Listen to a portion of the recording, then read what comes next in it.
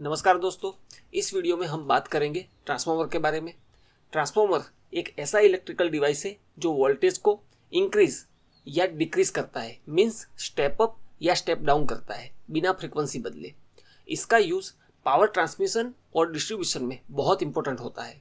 तो चलिए समझते हैं ट्रांसफार्मर का वर्किंग प्रिंसिपल, ट्रांसफार्मर के टाइप्स और इसका प्रैक्टिकल यूज़। सबसे पहले हम बात करेंगे ट्रांसफार्मर का बेसिक प्रिंसिपल। ट्रांसफार्मर का वर्किंग प्रिंसिपल म्यूचुअल इंडक्शन पर बेस्ड होता है। ये प्रिंसिपल कहता है अगर एक कॉइल के around changing magnetic field create किया जाए तो उसके पास एक दूसरी कॉइल में वोल्टेज इंड्यूस होता है। यही ट्रांसफार्मर का मेन काम होता है। ट्रांसफार्मर सिर्फ एसी करंट पे काम करता है क्योंकि डीसी करंट में मैग्नेटिक फील्ड कांस्टेंट होता है और डीसी करंट से म्यूचुअल इंडक्शन पॉसिबल नहीं है। अब बात करते हैं ट्रांसफार्मर के बेसिक स्ट्रक्चर के बारे में। ट्रांसफार्मर में दो मेन वाइंडिंग्स होती है। एक होती है प्राइमरी वाइंडिंग जिसमें इनपुट वोल्टेज दिया जाता है। दूसरी होती है सेकेंडरी वाइंडिंग जिसमें आउटपुट वोल्टेज मिलता है। और दोनों वाइंडिंग के बीच में होता है एक मैग्नेटिक कोर जो जनरली लेमिनेटेड आयरन का बना होता है और मैग्नेटिक फ्लक्स को एफिशिएंटली ट्रांसफर करता है। अब बात करते हैं ट्रांसफार्मर के एक इम्पोर्टेंट फार्मूला के बारे में।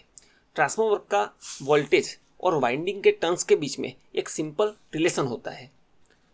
Vp divide by Vs is equal to Np divide by Ns, जिसमें Vp है प्राइमरी वोल्टेज, Vs है सेकेंडरी वोल्टेज, Np है प्राइमरी वाइंडिंग के टर्न्स और Ns है सेकेंडरी वाइंडिंग के टर्न्स।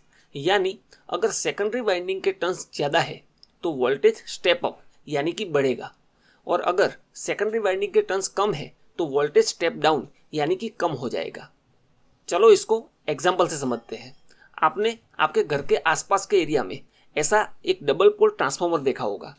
ये एक 11 kV 3 phase step down transformer है। इसका काम है 11 kV वोल्टेज सप्लाई को 440 वोल्ट में ट्रांसफ़र करना, और उससे हम सिंगल फेज सप्लाई अलग अलग घर में डिस्ट्रीब्यूट कर पाते हैं।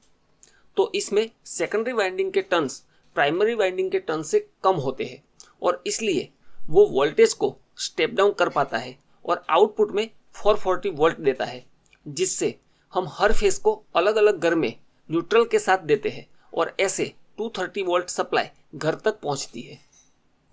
अब हम बात करते हैं टाइप्स ऑफ ट्रांसफार्मर के बारे में। ट्रांसफार्मर के कुछ कॉमन टाइप्स हैं, जैसे कि स्टेप अप ट्रांसफार्मर।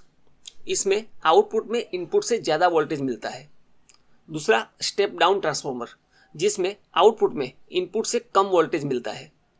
तीसरा पावर ट्रांसफार्मर, ये हाई वोल्टेज ट्रांसमिशन के लिए यूज़ होता है। उसके बाद आता है डिस्ट्रीब्यूशन ट्रांसफार्मर, जो कि होम्स और इंडस्ट्री के लिए लो वोल्टेज सप्लाई करता है, जैसे कि हमने एग्जांपल में समझा था 11 kV बाय 440 वोल्ट ट्रांसफार्मर, जिसको हम डिस्ट्रीब्यूशन करने के लिए यूज़ करते हैं। अब हम बात करते हैं ट्रांसफार्मर के प्रैक्टिकल यूजेस के बारे में। ट्रांसफार्मर का यूज़ आपको हर जगह दिखेगा। पावर स्टेशन, जहां पर बिजली को लॉन्ग डिस्टेंस तक भेजने के लिए काम आता है। हर घर और फैक्ट्री में वोल्टेज को रिड्यूस करने के लिए काम आता है। इवन मोबाइल चार्जर्स में भी एक छोटा ट्रांसफार्मर होता है। इसके अलावा UPS system, welding machines, medical equipment, सब में ट्रांसफार्मर का रोल होता है। अब बात करते हैं ट्रांसफार्मर के लॉसेस के बारे में। हालांकि ट्रांसफार्मर बहुत एफिशिएंट होते हैं, फिर भी कुछ लॉस होते हैं, जैसे कि copper loss and iron loss. इन्हें मिनिमाइज करने के लिए डिज़ाइन और कूलिंग पे ध्यान दिया जाता है। तो दोस्तों, ट्रांसफार्मर एक ऐसा डिवाइस है जो वोल्टेज को स्टेप अप या स्टेप डाउन करता है, और ये प्योर एसी सिस्टम पे काम करता है। इवन ये एसी सिस्टम का बैकबोन है। इसका डिज़ाइन सिंपल, काम, पावरफुल और एप्लीकेशन बहुत ही वाइड है। तो ये था दोस्तों ट्रांसफार्मर का बेसिक इंट्रोडक्शन।